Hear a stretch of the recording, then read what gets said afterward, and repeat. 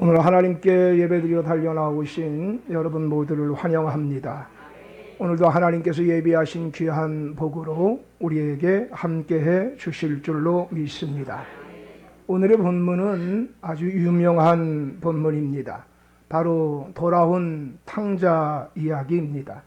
이것은 예수님을 알지 못하는 분들도 익숙하게 알고 있는 부분이기도 합니다. 근데 과거에는 돌아온 탕자에 대해서 많은 관심을 기울였습니다. 그러다가 아버지에 대해서 관심을 기울였고, 그리고 요즘에는 큰 아들에 대한 관심을 기울이고 있습니다.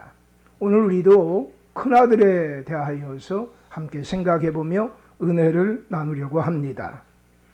한 집안에 두 아들이 있었습니다. 작은 아들은 우리가 알고 있는 대로 문제가 아주 심각한 사람입니다. 그는 불량자입니다. 그는 자기가 하고 싶은 대로 행동하는 자입니다. 그 무엇도 그의 행동을 제재할 수가 없습니다. 그는 아버지가 돌아가시지 않았음에도 불구하고 자신에게 돌아올 유산을 달라고 말하는 자입니다. 그리고 그것을 받아가지고서는 집을 나간 자입니다. 아마 그는 성장하면서 아버지의 마음에 큰 실망감과 상처를 준 아들일 수 있습니다. 그는 그저 자기 원하는 대로 마음대로 행동하며 아버지에게 요구만 하는 자입니다. 그런데 큰아들은 그와 다른 모습을 가지고 있습니다. 그는 언제나 아버지의 말에 순종하며 성실하며 반듯합니다. 아마 그는 공부도 잘했을 것입니다. 아마 오늘날 표현대로 한다면 그는 엄치나 옆집 친구 엄마 아들 정도 되었을 것입니다. 그러므로 동네 사람들도 그 아들을 보면서 칭찬을 많이 하였을 것입니다. 그런데 오늘 성경은 바로 큰 아들의 죄에 대하여서 지적하고 있습니다. 아니, 큰 아들이건 작은 아들이건 다 같은 죄인이라고 하는 것입니다. 성경은 이렇게 말합니다. 모든 사람이 죄를 범하였음에 하나님의 영광에 이르지 못하더니.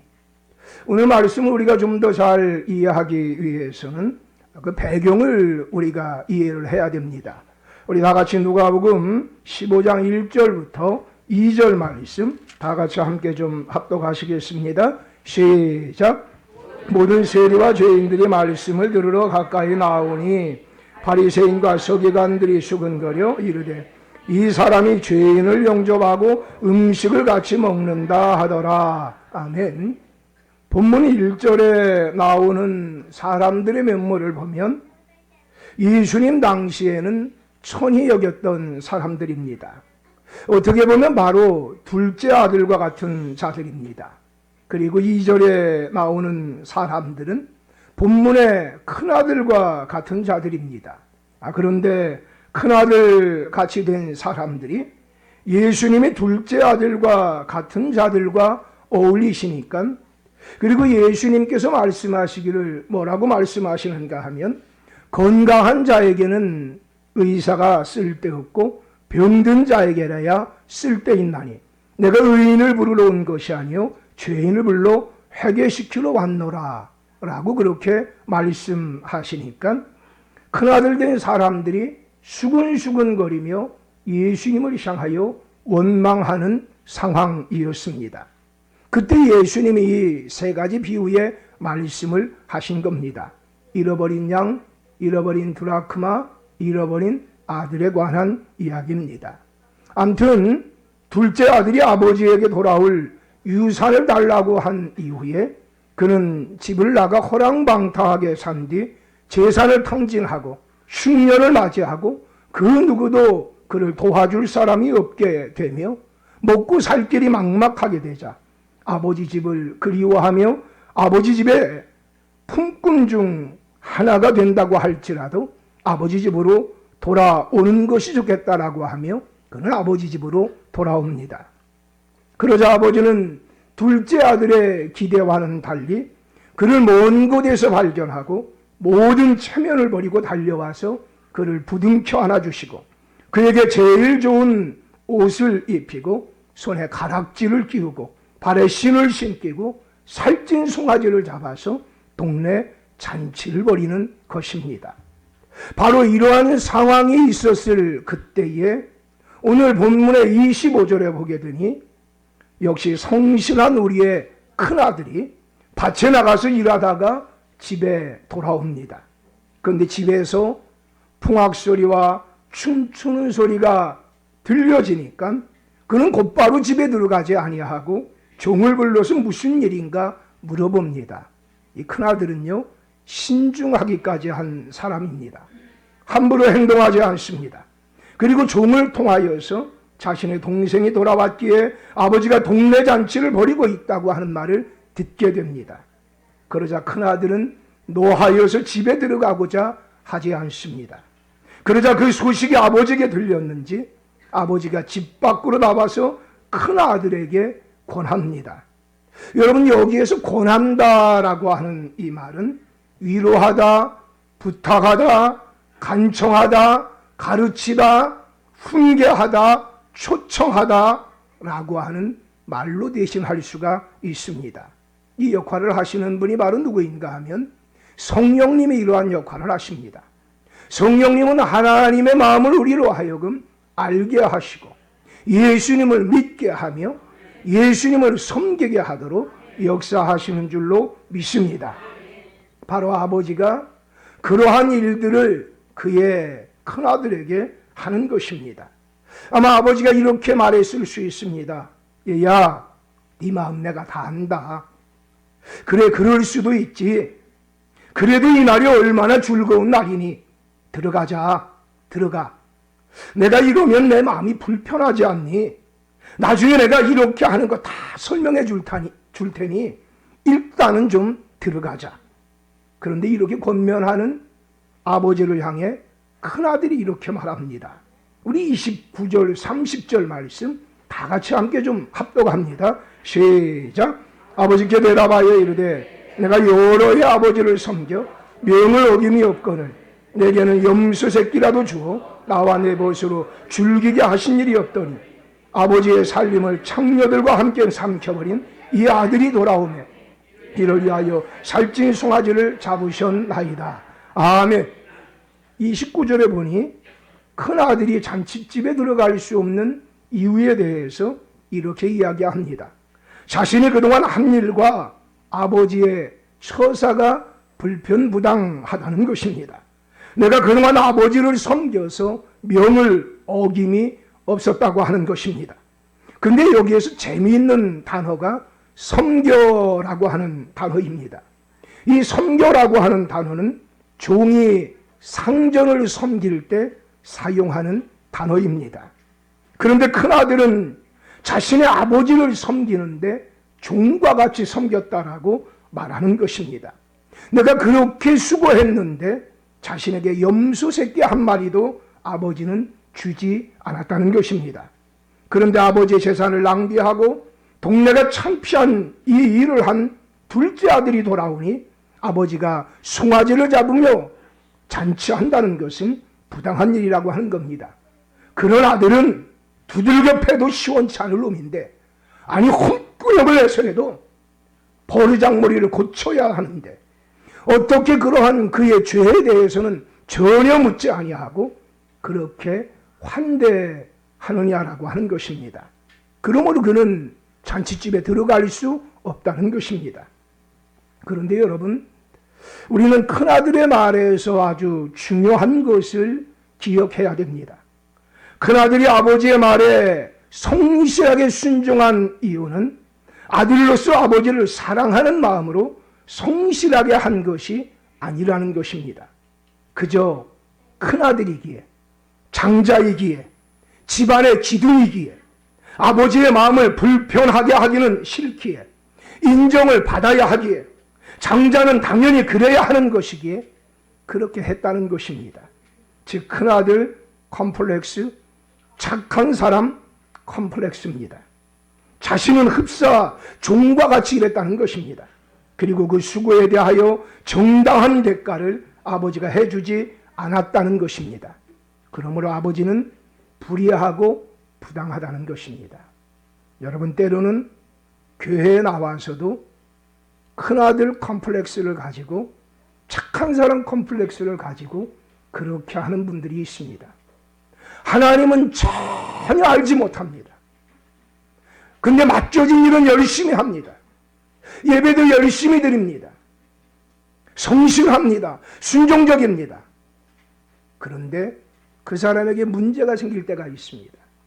자기가 원하는 대로 이루어지지 않고, 둘째 아들과 같은 자가 인정을 받고 칭찬을 받고 환대를 받으면 견딜 수 없어 하는 겁니다. 당연히 그런 사람에게는 징계가 있고 채찍이 있어야 된다고 생각합니다. 그리고 여러분, 그는 자신의 동생을 동생으로 취급하지 않습니다. 그는 자신의 동생을 향하여서 뭐라고 표현하느냐? 이 아들이라고 표현합니다. 한마디로 나는 이런 못된, 못난, 이런 부족한, 이런 불량한 동생을 내 동생으로 둔 적이 없다는 것입니다. 이런 놈은 내 동생이 아니라는 것입니다. 나와는 상관이 없는 놈이라고 하는 것입니다. 여러분, 사실 이런 표현은 아버지에게 해서는 안 될 표현입니다. 그는 집안의 탕자입니다. 그는 자신이 행한 행동들을 가지고 아버지를 불의하다고 이야기하며 동생을 동생으로 취급조차 하지 않는 것입니다. 그런데 여러분, 놀라운 사실은 우리들 가운데 이런 마음을 가지고 사는 자들이 많다는 것입니다. 아니, 하나님 없는 세속적인 가치관을 가지고 사는 사람들이 많다는 겁니다. 여러분, 큰아들의 행동은 세상의 시각으로 보면 합당한 것입니다. 맞는 것입니다. 옳은 것입니다. 세상은 그렇게 돌아가고 있습니다. 나는 이 정도 했으니까, 저 사람은 저렇게 행동했으니까 저런 대접을 받는 것, 그건 당연하다라고 생각하고 있습니다. 이게 공로주의라고 하는 것입니다. 그런데 여러분, 인간의 공로주의로는 아무도 구원받을 수가 없습니다. 그 공로주의는 사람을 정죄합니다. 갑질합니다. 자신의 마음에 평안이 없습니다. 자유함이 없습니다. 항상 불안합니다. 불만족합니다. 때로는 하나님 마음도 알지 못하기에 하나님 마음을 아프게도 하고 교만하기도 하고 좁디 좁은 사고를 가지고 살아가기도 합니다. 결국 공로주의는 자기를 죽이고 다른 사람을 죽입니다. 여러분, 기독교는 은혜주의입니다. 받을 만한 자격이 없는 자에게 하나님이 거저 베풀어 주셨습니다. 여러분, 큰아들의 말에 아버지는 무엇이라고 말씀하십니까? 31절에 보게 되니 아버지가 이르되 예, 너는 항상 나와 함께 있으니 내 것이 다 내 것이로되. 여러분, 여기에서 예라고 하는 이 큰아들을 향하여 사용한 단어는 아주 사랑스러운 아이를 부를 때 사용하는 용어입니다. 큰아들은 이미 성인이 되었을 겁니다. 근데 아버지가 그 아들을 바라볼 때 어린 아이와 같은 생각을 계속하고 있다는 것입니다. 그럼에도 불구하고 그를 향하여서 부드러운 음성을 가지고 그렇게 이야기합니다. 너는 항상 나와 함께 있으니 내 것이 다 내 것인데 내가 너에게 염소 한 마리 잡아주지 않았다고 섭섭해하니? 내 것이 다 내 것인데 너는 내 자녀인데 너는 왜 종처럼 살았니? 내가 성실하건 성실하지 않건, 내가 순종하든 순종하지 않건, 불순종하건 네가 탁월하건 탁월하지 않건 너는 내 아들인데 나는 그것만으로도 만족한데, 나는 내가 무엇을 하는 것으로 기뻐하는 자가 아니라 내가 나와 함께 있는 것만으로도 나는 만족한데, 네가 나에게 아빠라고 불러주는 것, 그것만으로도 나는 만족한데, 얘야 내 것이 다 내 것인데 내가 이것을 알지 못했구나. 32절에서 이렇게 또한 말씀합니다. 이 내 동생은 죽었다가 살아났으며 내가 잃었다가 얻었기로 우리가 즐거워하고 기뻐하는 것이 마땅하다 하니라. 이 내 동생은 죽었다가 살았고 잃었다가 얻은 아이이기에 함께 기뻐하는 것, 즐거워하는 것이 옳다는 것입니다. 합당하다는 것입니다. 그가 못난 아들이건 부족한 아들이건 내 아들로 돌아왔다는 그 사실이 중요하다는 것입니다. 그게 기쁘다는 것입니다. 사랑하는 여러분, 큰아들은 성실함, 근면함, 순종함, 이러한 모든 것들을 가지고는 있었지만 아버지의 사랑과 아버지의 마음을 알지 못했기에 그는 집안의 탕자입니다. 그는 아버지를 사랑하는 마음으로 일한 것이 아니기에 그는 종과 같이 일했습니다. 칭찬을 받기 위해, 인정을 받기 위해. 그러다가 정당한 대가가 돌아오지 않으니 그는 화를 내는 것입니다. 큰아들은 아버지 앞에서 자신의 의를 드러냅니다. 그 의를 가지고는 그의 아버지에게 속한 것을 받을 수 있는 것이 한계가 있는데 그가 종이 된다면 더 할 나위 없이 적은 것을 받을 수밖에 없는데 그는 종의 입장에 서 있습니다. 그도 은혜로 아들이 되었고 은혜로 모든 유산을 받게 될 것인데 그는 행위를 의지하고 있습니다. 자신의 알량한 지식과 자신의 알량한 성실을 가지고 아버지의 마음에 대못을 받고 있습니다. 그는 집안의 탕자입니다. 사랑하는 여러분, 여러분 어떠십니까? 둘째 아들입니까? 큰 아들입니까? 아마 우리 교회 안에는 둘째 아들의 면모를 가지고 있는 사람은 별로 없을 겁니다. 근데 대부분 큰 아들의 면모를 가지고 있는 분들이 많이 있을 겁니다. 나름대로 성실하고 나름대로 착하고 나름대로 꽤 괜찮다고 인정을 받고 있기 때문입니다. 아니, 그 인정과 더 칭찬을 받기 위해서 지금도 그렇게 노력하고 있기 때문입니다. 그런데 여러분, 그것뿐이라면 종입니다. 종은 오직 대가만을 바랍니다. 그러나 자녀는 이것이 내 일이기에, 이것이 내 집안의 일이기에 아버지를 사랑하기 때문에 아버지를 위하여 기쁨으로 그 일을 합니다. 그것이 자신의 기쁨이기 때문입니다. 여러분, 하나님의 교회에 모두가 자녀가 되기를 축복합니다.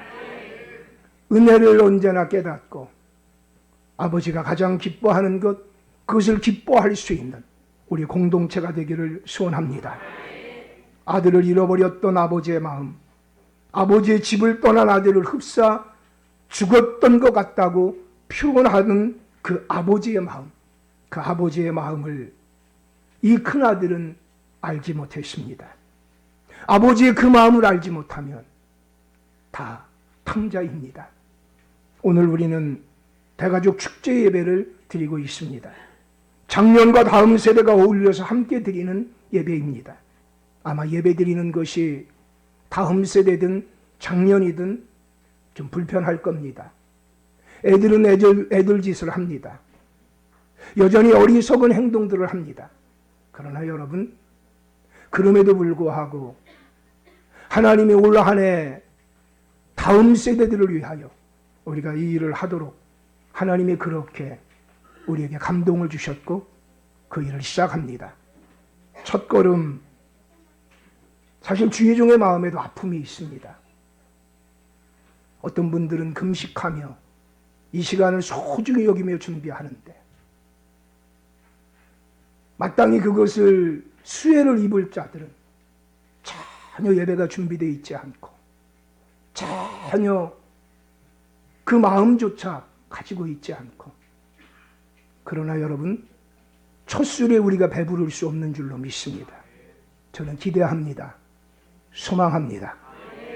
하나님이 반드시 장년들의 믿음과 헌신이 다음 세대에게 귀하고 아름답게 계승되어질 것은, 이것은 어떠한 어려움이 있어도 포기하지 말아야 되고, 이것은 어떤 어려움이 있어도 끝까지 우리가 힘차게 도전해야 될 우리의 과업 되는 줄로 믿습니다.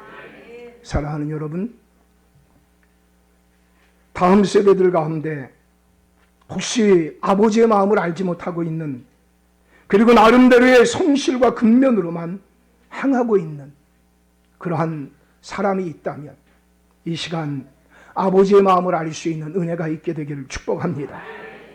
또한 장년들이 큰아들과 같이 행한 것이 있다면 회개할 수 있는 은혜가 있게 되기를 축복합니다. 오늘 이후로 우리 장년들은 아버지의 사랑을 가지고 다음 세대들을 축복하기를 원합니다. 오늘 이후로 우리 다음 세대들도 아버지의 사랑을 갈수록 더 깊이 깨달아 알고 하나님의 자녀로 감사해하며 행복해하며 그 하나님 기뻐하시는 일을 행하며 우리가 함께 살아가게 되어지기를 소원합니다. 하나님은 이렇게 말씀합니다. 우리가 아직 죄인 되었을 때에 그리스도께서 우리를 위하여 죽으심으로 하나님께서 우리에 대한 자기의 사랑을 확증하셨느니라. 하나님이 세상을 이처럼 사랑하사 독생자를 주셨으니 이는 그를 믿는 자마다 멸망하지 아니하고 영생을 얻게 하려 하십니다. 하나님이 그 아들을 세상에 보내신 것은 세상을 심판하려 하심이 아니요 그로 말미암아 세상이 구원을 받게 하려 하심이라. 아멘. 같이 기도하겠습니다. 십자가 지시며 골고다 언덕길로 올라가시는 예수님을 바라보며 눈물 짓고 있는 여인들을 향하여서 예루살렘의 딸들아 나를 위하여 울지 말고 너희 자녀를 위하여 울라라고 말씀하신 예수님을 기억합니다. 십자가의 반대편에 서 있는 자들의 종말이 어떠함을 예수님 아시기에 예수님이 너희 자녀를 위하여 울라라고 말씀하신 것을 기억합니다. 하나님, 우리의 자녀들을 위하여 우리의 장년들이 울 수 있고 애통할 수 있는 마음이 우리에게 부어질 수 있도록 도와주시옵소서. 진실로 중요한 것이 무엇인지, 진실로 꼭 있어야 될 것이 무엇인지 바르게 알게 하여 주시고 진리 안의 자유함, 하나님의 사랑, 하나님의 은혜, 하나님의 긍휼 우리가 귀한 자녀들에게 유산으로 남겨줄 수 있도록 하나님의 도와주시옵소서. 헛되고 헛된 것들만 창념하며 살아가지 않도록 도와주시고 자녀들을 경쟁사회에 큰아들과 같이만 만들려고 행하지 않도록 하나님이 도와주시옵시며 둘째 아들을 가슴으로 끌어안는 큰아들로 만들게 하여 주옵시며